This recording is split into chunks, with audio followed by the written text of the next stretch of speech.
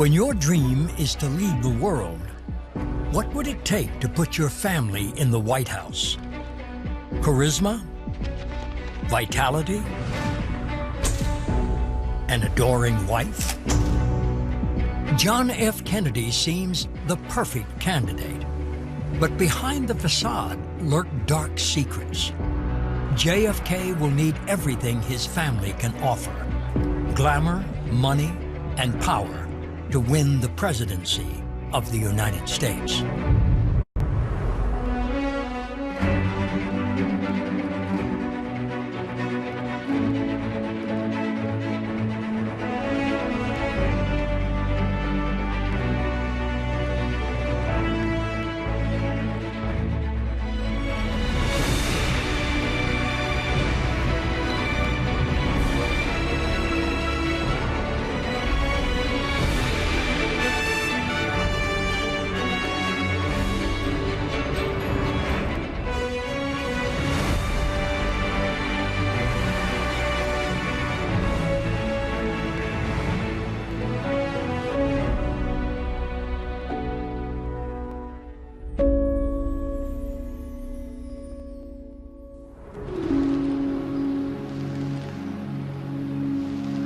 The Kennedys must be thrilled that there's a change in decade. They can try to put the war behind them. Joe Sr. has lost his favorite son, Joe Jr., his favorite daughter, Kick. And yet, for a family that's endured so much tragedy, they don't look like it. They look like they're at play all the time. 25-year-old aspiring attorney Robert Kennedy has given the dynasty its newest member. Bobby marries Ethel Skakel, who gives birth to the first grandchild of Joe and Rose Kennedy, Kathleen. John, known as Jack, is 8 years older than Bobby, and at 34 is in his third term as a congressman. Yet he still leads a bachelor's life. Jack was having a lot of fun not being married. He had lots of girlfriends. He was a party boy. He was a playboy. He was regarded by his peers in Congress as being a bit of a dilettante. Joe yearns for his son to become president, and the next logical step is a seat in the U.S. Senate. But in Jack's first appearance on national television, he seems undecided. Are you going to run? Well, I think that we have a good chance to carry Massachusetts in 1952. And I'm seriously considering running. I'm not sure yet what exactly I'm going to do. It's still a year away. Jack felt the pressure. I think Papa really wanted him to go for the top, and that was it. In the 1950s, it would be unheard of in the United States for anyone with presidential ambitions to think of running as an unmarried man. It was absolutely essential in Joe Kennedy Sr.'s mind that Jack be married. Jack's pal, Charles Bartlett, plays matchmaker, inviting Jack and a female friend to dinner. This young unmarried lady was Jackie Bouvier. And actually, Kennedy followed her out to her car after the dinner party was over. So she had enormous appeal. An aspiring reporter, 21-year-old Jackie has just completed her bachelor's degree at George Washington University. Jackie had the reputation of being what people then called a brain. Very, very bright, but at the same time, very glamorous. Jackie was different from the kinds of women he dated or had one-night stands with, and there was real chemistry between them. Jackie saw a bigger world for herself, and she found that in Jack Kennedy. In 1952, Jack finally resolves to run for a U.S. Senate seat in Massachusetts. He's up against Henry Cabot Lodge, who's from a great Massachusetts political family, whose grandfather has defeated Jack Kennedy's grandfather, Honey Fitz, a half a century before. Now meet your candidate for the United States Senate. How can this young whippersnapper of a congressman without much of a record run against Henry Cabot Lodge Jr., who has an ancestry that is much more distinguished? It was a brazen move, a move that looked totally quixotic, and nobody gave him much of a shot. Jack needs all the help he can get. And his mother, Rose, is one of his most important assets. Rose was the expert at campaigning because she had been campaigning with her father from the time she was a teenager, when he had run for mayor of Boston. Rose Kennedy was fantastic in front of an audience. She knew exactly what to say, and she knew exactly how to say it. She was extremely smart about politics, but she was also very smart about human nature. There was an idea to have formal tea parties where Rose Kennedy and her daughters and Jack Kennedy would go to a fancy hotel in Massachusetts, and they would invite all the ladies of the town to dress in their best finery and come to have formal tea with the Kennedys. It was really one of the first times that women got involved in politics in a very sustained way. Jack's sisters and his mother Rose would wear what we call poodle skirts, and then they would stand up and they reveal that their skirts are embroidered JFK. But his father, Joe, understands that Jack needs far more than fashion and fine china. Joe Kennedy didn't like what he thought was a lethargic campaign that the official campaign manager was running. Joe wants his third son, Bobby, now a lawyer at the Department of Justice, to take charge. Jack is unconvinced.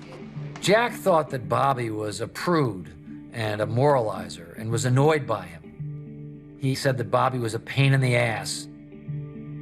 My father and John Kennedy were not very close as they were growing up because there was a big gap in age between them.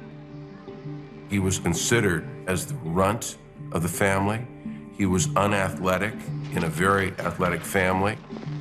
And what that did with Bobby is it gave him the determination to prove to his dad that he mattered, that he could do these difficult tasks that Joe threw his way. And the most difficult of all, at this point, was making his brother a U.S. Senator. Bobby rises to his father's challenge and takes on a new role as the Kennedy family fixer. Bobby finds the campaign in a shambles, all these old hacks sitting around, and Bobby tells the hacks to get out or shape up, to stop loafing, to get out and knock on some doors. Daddy was organized, he was straightforward, he held people accountable, and Jack liked that. Sometimes in politics, you need somebody to be the bad cop. Bobby was willing to be the bad cop. The charismatic Jack, with his enforcer brother Bobby, defeats Henry Cabot Lodge to win the Senate seat. Kennedy wins what was one of the biggest upsets in maybe the state's political history. Well, I'm sure you're glad it's over, aren't you, Bobby? I am, Jack. Okay. It was Jack's victory in 1952 that gave Kennedy the idea that he, in fact, could win the presidency. But if Senator Kennedy wants to make the White House his own, he needs to follow his father's advice and show the world he has a good woman at his side.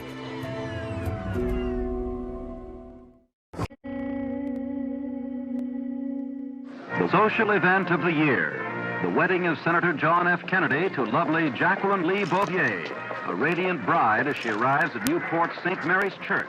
Kennedy knew he was marrying someone who ticked off a lot of boxes. She was Catholic. She was from a very socially prestigious family, and she would be a good wife in the White House.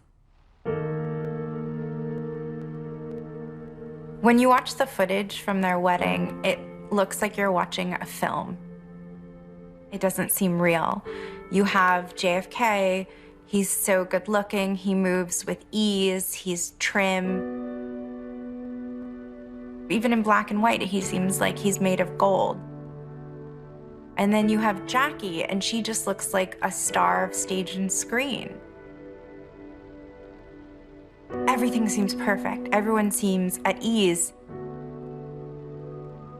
And yet we learn later that Jackie was pretty unhappy with the wedding.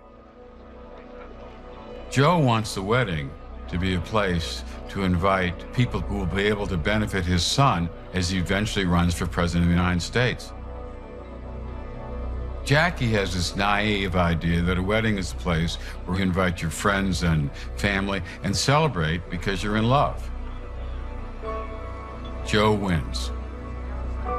She's thrust into the limelight. She's almost crushed by photographers. She has thousands of people literally at her reception she doesn't know because they've been invited by her father-in-law. And she's wearing a dress that she doesn't care for, that she says made her look like a lampshade.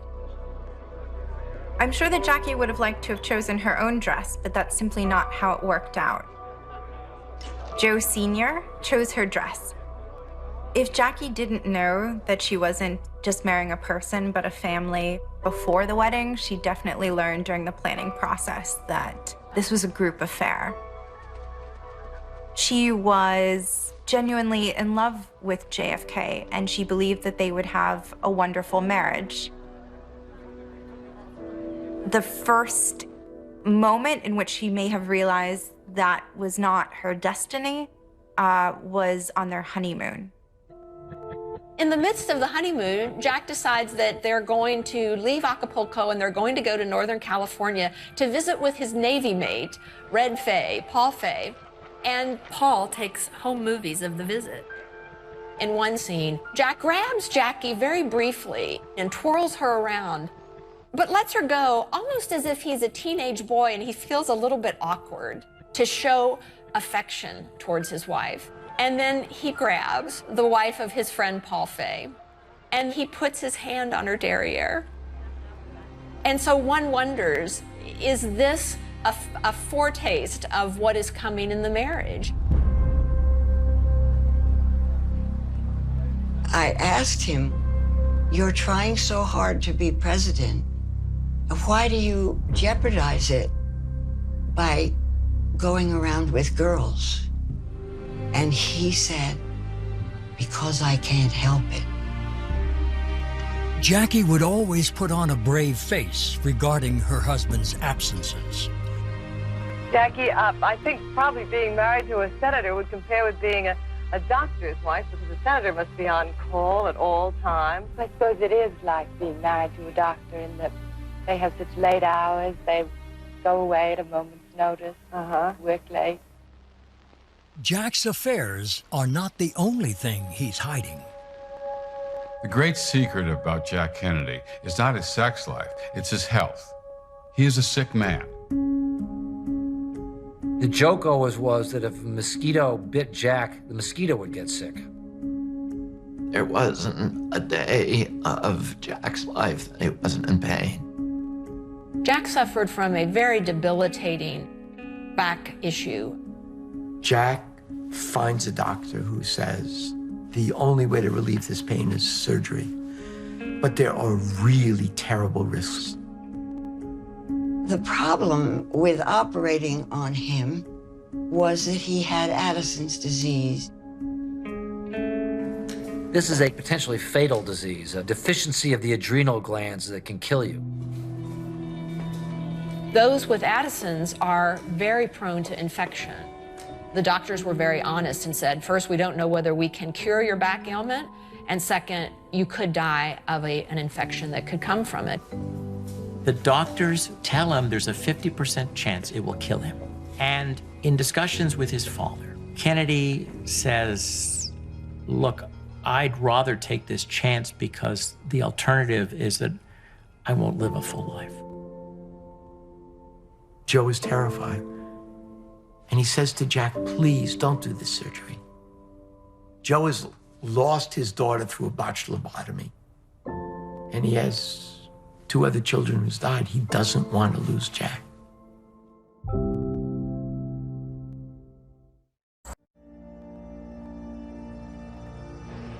After enduring years of severe back pain, Jack Kennedy finally makes a momentous decision. He was having an operation that could cost him his life. The surgery goes very badly.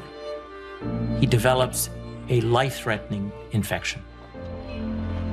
His father wonders, am I going to lose now my second son? He is actually given the last rites. And And yet, miraculously, he pulls through.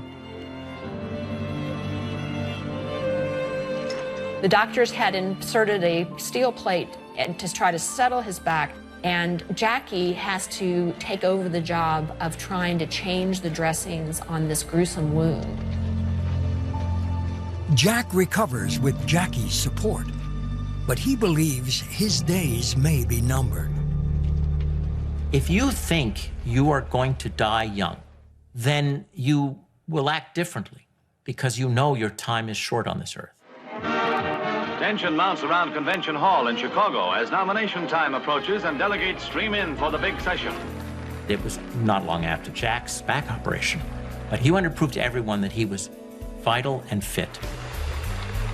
At the Democratic National Convention, Jack surprises everyone by announcing his candidacy for vice president. So Jack looks at Bobby and says, "Bobby, would you call Dad and give him the news?" Joe Kennedy wanted his son to be president of the United States, but he didn't want him to try for vice president and lose and somehow blot his copybook before he was ready for the real run for the White House. The old man just rages obscenely over the phone. "You boys don't know what you're doing." Almost like a father talking to a bunch of, 5-year-olds. At this point, Jack Kennedy, for the first time in his life, disobeyed his father totally. Bobby Kennedy and Jack Kennedy run around on the convention floor trying to round up delegates. It's very unorganized, it's very amateur, it's enthusiastic, but they don't really know what the hell they're doing. Becomes the vice presidential nominee in one of the most thrilling wire-to-wire finishes that any convention has seen in years. It's close. They almost do win. Ultimately, they lose. Senator John Kennedy of Massachusetts. This was hard for him. This was the first time Jack Kennedy had ever lost. Ladies and gentlemen, recognizing that this convention has selected a man who has campaigned in all parts of the country. He makes clear that he wants the entire convention to rally around Estes Kefauver. I hope that this convention will make Estes Kefauver's nomination unanimous. Thank you. There's a tradition in American politics of knowing how to concede so that this is the first step to a future victory. Jack has turned defeat on its head. And there's more good news. Jackie is expecting a baby. By the mid-1950s, the Kennedy dynasty is growing. Bobby has 4 children. Jack's younger sister, Patricia, has 1. And Eunice has 2. Jack wants children of his own, and it would be the icing on the cake for a young man seeking the presidency. Jackie had already had a miscarriage, and in 1956 was thrilled that she was pregnant again. She went to stay with her mother and await the birth of their child. John F. Kennedy went to visit his father in the south of France. He then went on a cruise with his buddies. While he was incommunicado from Jackie, Jackie goes into labor suddenly and prematurely. She is raced off to the hospital and has quite a bit of hemorrhaging and is a very fearful situation. Jack couldn't be reached for a couple of days, and it was Bobby who went to the hospital. Bobby tells her when she comes out of anesthesia that she has lost the baby. Bobby's public image was as the hard guy, but privately he was soft. Jack's public image was as the genial, graceful guy. Privately, Jack was hard. The word back from JFK, to use his language, was, "The baby is lost. There's nothing I can do. I'm sure Jackie will be fine." His father and others in his life told him, if you ever want to run for president, you better get your ass back here. He didn't come back because he wanted to be with Jackie. He came back because he wanted to make sure that he wasn't damaging his chances for eventual presidency. Meanwhile, Bobby takes a job as an attorney investigating corruption for the Senate. Bobby Kennedy's life had been defined by serving his father and his brother. But in the mid-50s, you sense that he's trying to make a name for himself. At Christmas time 1956, the family's gathered in Hyannisport, and Bobby Kennedy comes to his father and says, "I want to lead an investigation into organized crime." My father said, either they're going to own the country or we are. So Joe Kennedy says, "You don't know what you're getting into. Don't go near that." And Bobby Kennedy says, "I am, and I'm going straight up to Capitol Hill." His father just jumps up from the table and storms out and slams the door.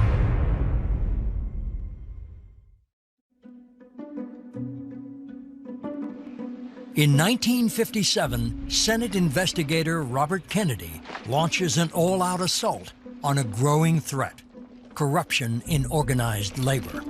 The mob was moving into unions and many aspects of American society. The FBI wasn't doing anything about them. Bobby Kennedy was a moralist. He was a good Catholic. The idea of corruption within our society was deeply offensive to him. He really saw it as, at that point, the biggest threat to American democracy. But Bobby's father is not happy. Joe is furious. It's possible that Joe is afraid that Bobby, if he investigates organized crime, is going to trip over Joe's traces. The gossip about Joe was that he was a bootlegger. That was never proved, but he was shady, or some shady friends. Bobby was very conscious of the sins of his father. He wanted to cauterize this and cut this out and distance it from the family. Bobby Kennedy ran this extraordinary set of hearings. Mr. Hoffa. And pity the witness who had to be before Bob Kennedy. Well, whose back were you going to break, Mr. Hoffa? Take your speech. I don't even know what I was talking about, and I don't know what you're talking about. Whose back were you He's interrupting. He's bullying them. Let's find out whose back you were going to break, just figuratively. Bobby is not alone. His wife, Ethel, is his most loyal supporter. Mrs. Kennedy, do you attend many of Bob's committee hearings?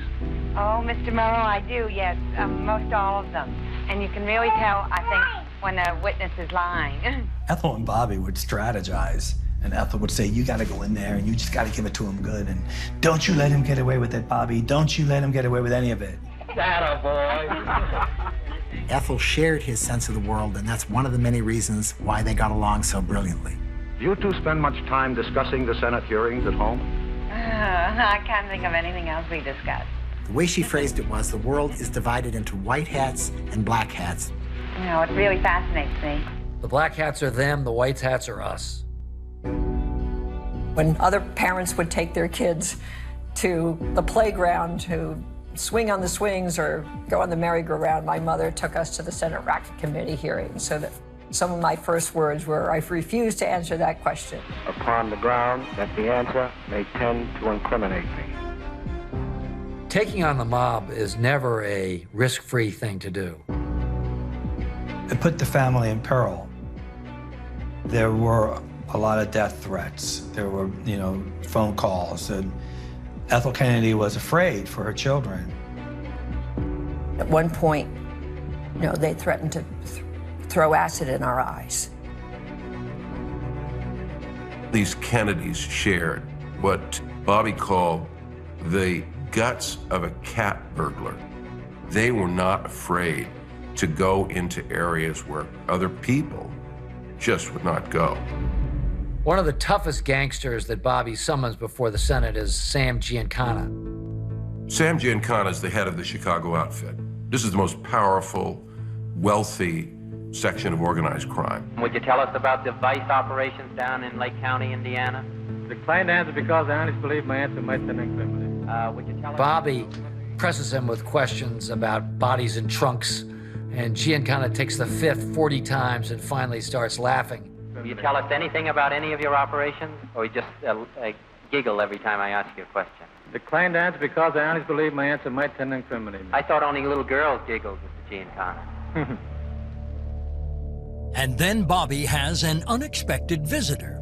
Despite his opposition to Bobby's involvement, Joe Kennedy is finally endorsing his courageous son. When Joe came and watched Bobby perform, I think it was an extraordinary moment for Joe in understanding that this runt of his litter, Bobby, was as tough and as smart as he was.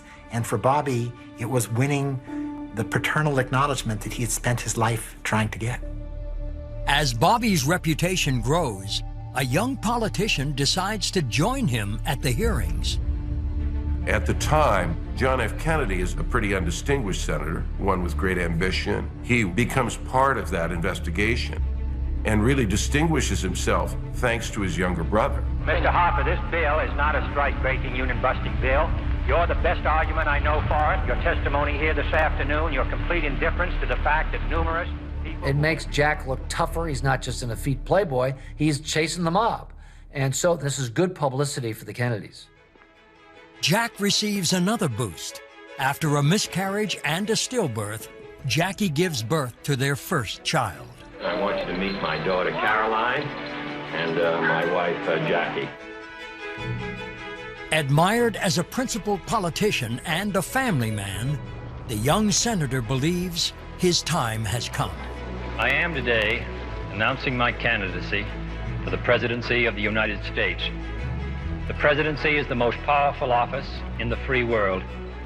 Through its leadership can come a more vital life for all of our people. But first, Jack must mount a primary campaign with the aim of winning the Democratic Party's nomination.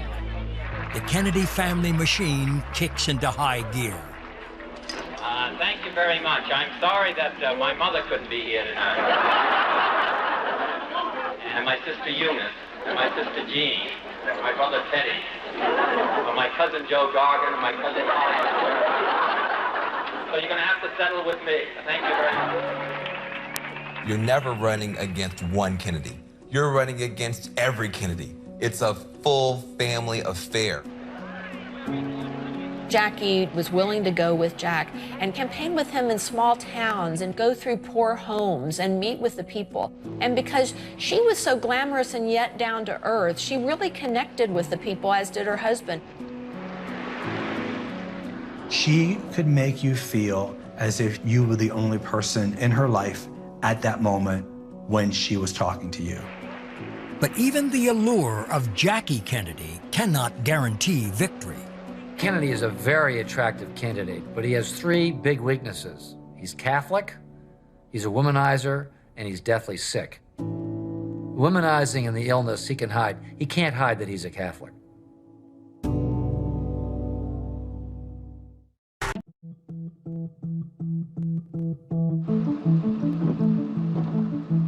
The Kennedys take on the country to secure Jack's Democratic nomination.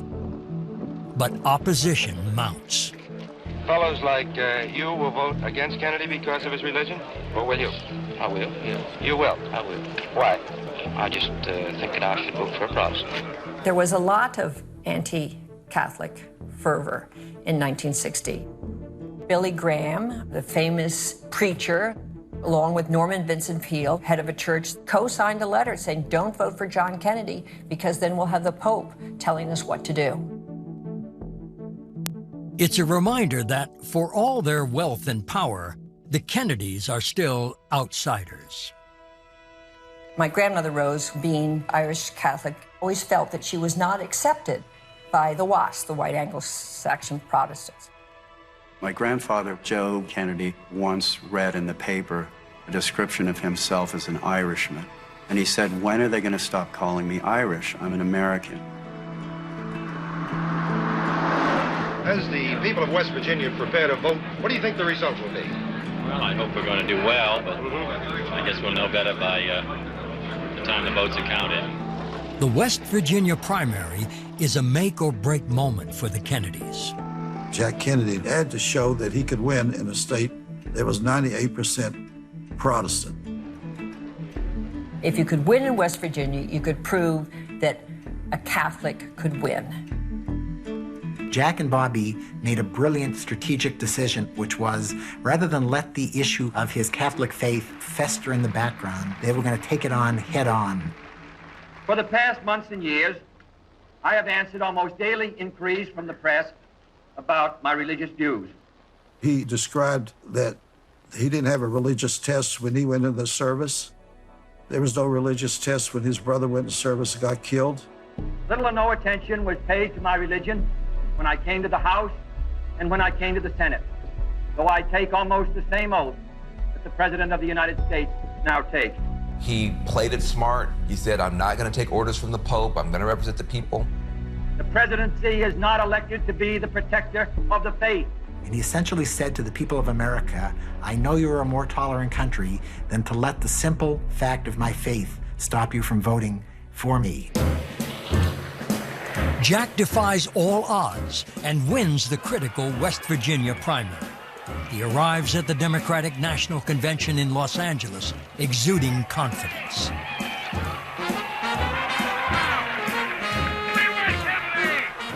I don't think that there has been a more anticipated candidate at the Democratic National Convention since JFK, and definitely not before him.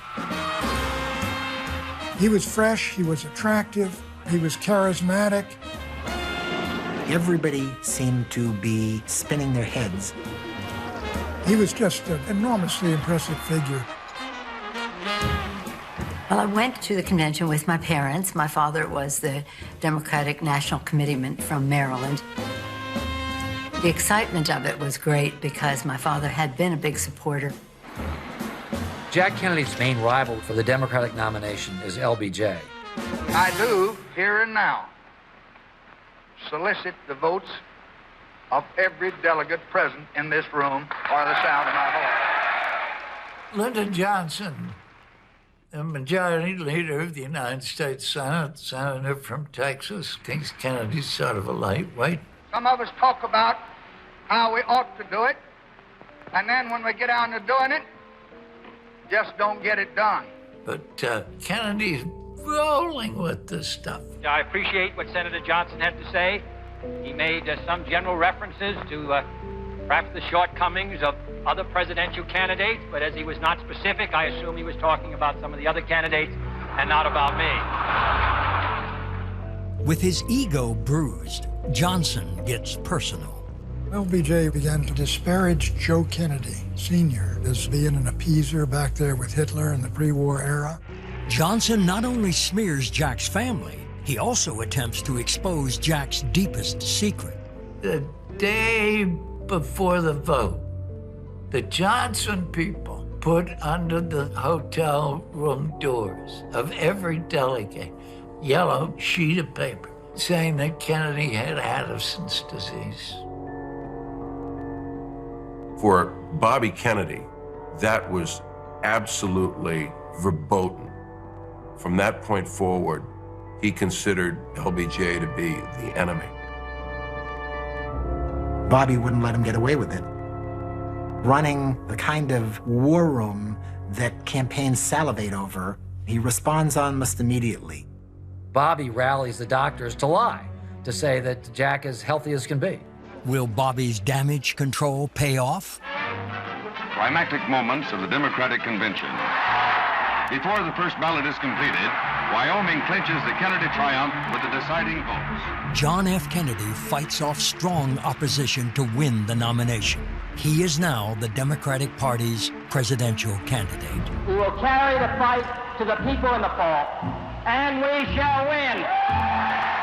Jack faces a tough decision. He must pick a running mate. When it comes to picking a vice president, the obvious candidate in a way is LBJ.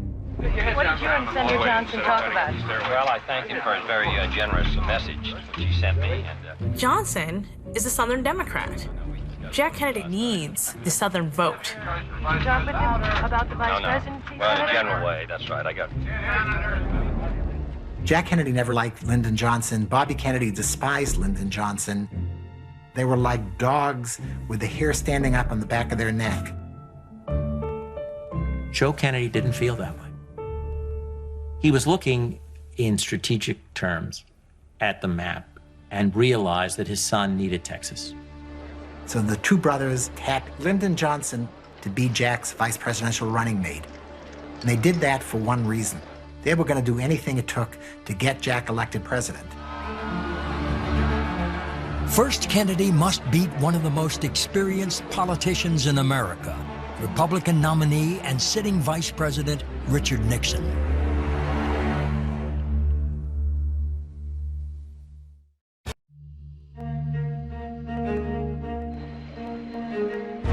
Six weeks before Election Day, Democratic candidate Jack Kennedy and Vice President Richard Nixon are in a dead heat. The critical moment in the entire election was when the two candidates would be appearing side by side in the first televised presidential debate in the history of America. Nixon was considered a larger figure. He was presidential. The question was, could Kennedy, this young fellow, be president of the United States? The candidates need no introduction. The Republican candidate, Vice President Richard M. Nixon, and the Democratic candidate, Senator John F. Kennedy. Kennedy, an awful attractive, rich kid. Seen pictures of him on the cover of Life magazine. But does he have anything? The stakes could not be higher. But Jack has a critical advantage. Joe Kennedy knew his way around Hollywood. And so all the tricks to turn a jock into a leading man, he knew all those tricks, and he used them with Jack Kennedy. It's fascinating in the early footage, you can see the Kennedy nannies, the kids' nannies, carrying movie cameras. They played with them and made home movies, but they also learned what looked best, how to appear. And that would stand Jack very well when it came time to run for president. This is a great country, but I think it could be a greater country. And this is a powerful country, but I think it could be a more powerful country. His answers were so crisp and clear and confident. His body language was so powerful. Whereas Nixon, it wasn't just that he's sweating or needed a shave or something, but he was so antsy and uncertain. Mr. Nixon, would you like to comment on that statement? I have no comment. Kennedy from then on never had to answer the question, am I serious enough and am I equal to this guy who's had 8 years in the White House? Kennedy and Nixon slug it out for 6 more weeks in one of the hardest fought presidential campaigns in history. Today, on Election Day, the big question is, how will the people vote? America may be choosing a president, but they're also determining the destiny of the Kennedy dynasty. The whole family gathered in Hyannisport. They set up a war room. They brought in dozens and dozens of phone lines to communicate with campaign directors all over the country, and they waited. It appears that Senator Kennedy is moving into the lead. But as the night went on, the early lead that Kennedy had seemed to drift away. When Ohio went for Nixon, the Kennedy team began to wonder whether they would win this at all. Senator Kennedy's early lead of 2 million votes dwindles perilously as the returns come in from the western states. The suspense very much focused on Illinois, which reported very late. Northern Illinois, Chicago was controlled by Mayor Daley, and Southern Illinois was controlled by the Republicans. Richard J. Daley was a very powerful mayor of Chicago, and he had a relationship with Joe Kennedy. So Jack gets Daley on the phone, and Mayor Daley says, we're going to win Illinois with the help of a few close friends. There are stories to this day that dead people voted in Chicago. There's no doubt that the Daley machine helped the Kennedys, but whether it engaged in massive fraud or not, I think remains to be seen. Back in Hyannisport, the Kennedys wait and wait. In the still of the night, the Secret Service moved in. And when they saw the Secret Service surrounding the Kennedy houses, they knew that they had won. The president-elect came out to read congratulatory wires from the president and vice president. John Fitzgerald Kennedy is elected president. Just over 100 years after arriving penniless in Boston, the Kennedys are now the most powerful family in the world. As a Catholic, it was something quite remarkable. But John F. Kennedy was an inspirational figure, whatever your faith. It is the climax of one of the closest, most dramatic elections in American history. We were there smiling and hugging each other, and here's a guy that wasn't favored to win, and he won. What a result. The election may have been a close one, but I think that there is general agreement by all of our citizens that a supreme national effort will be needed in the years ahead to move this country safely through the 1960s. It's hard to describe the atmosphere at the Cape. After Jack's victory, we had a family that was on top of the world. Think of the geography of Hyannisport. You have the main house where Rose and Joseph P. Kennedy lived. Next to it, you have the house where Bobby and Ethel live. Behind it, you have the house where Jack Kennedy and Jackie Kennedy live. And now this compound is the center of the world. This was the realization, the dynastic dream of Joseph P. and Rose Kennedy. Next on American Dynasties, the Kennedys. Ask what you can do for your country. Jack believed in the promise of America. Kennedy was walking into an ambush, and he had no idea. It turns out to be an unmitigated disaster. Jack needed someone to watch his back. I am pleased to accept the position of the Attorney Generalship. He says, Bobby, grab your balls, let's go.